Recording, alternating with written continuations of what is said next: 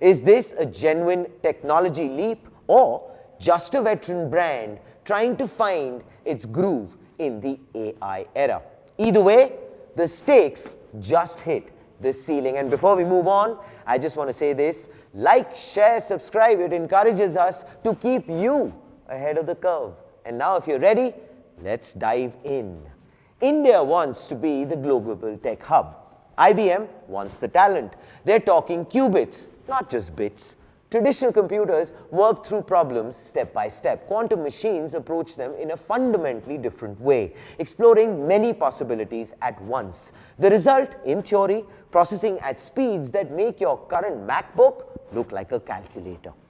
Drug discovery, financial modeling, cybersecurity. The promises can actually sound almost cinematic. But there is, of course, a complication. The hardware is demanding. It must be kept at extremely low temperatures. It is sensitive. Scaling it is neither simple nor cheap. So the question for India is straightforward. Is the ecosystem ready to build and maintain this technology, or are we just getting ahead of ourselves? Now, of course, let me draw your attention to the hardware battle. IBM is doubling down on chip design talent here. We are talking 7 nanometer and 2 nanometer nodes. Little far-fetched, but the efforts are in progress.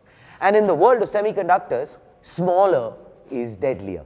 It's actually the digital equivalent of fitting a supercomputer into something the size of your fingernail. And whoever does it first sets the rules for everyone else. For young engineers in Bengaluru and Hyderabad, this is more than another hiring cycle. It's actually an opening, a chance to help design the silicon that will power the next decade of computing. And please, of course, look past the corporate language about, let's say, skilling and capacity building.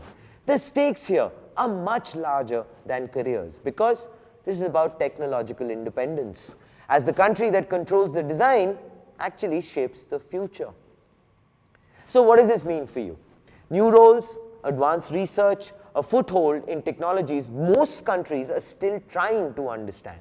And one of the oldest names in computing, IBM, is trying to prove it still belongs at the frontier of an AI-driven world. It is placing a sizable bet on the Indian talent. In return, the government is wagering that global capital and local expertise can build something far more enduring than just contracts and service centers.